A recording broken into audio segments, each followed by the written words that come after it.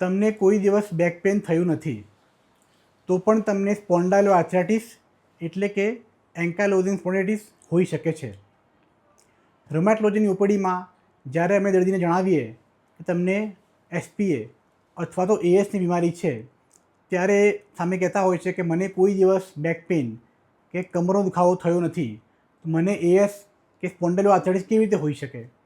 તો આ જાણવું ખૂબ જ જરૂરી છે કે સ્પોન્ડાયલો આર્થરાઇટિસ કમર સિવાયના અંગો ઉપર પણ અસર કરી શકે છે અને એમાં 3 અંગો મુખ્યત્વે અસરમાં આવે છે. એક છે આંખ.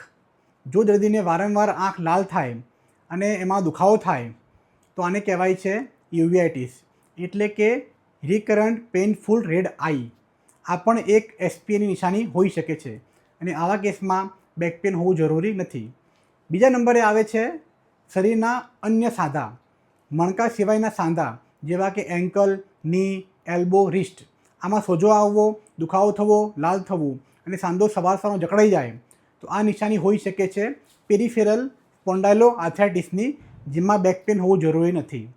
અને ત્રીજા નંબરે આવે છે આંતરડું, ઇન્ટેસ્ટાઇન.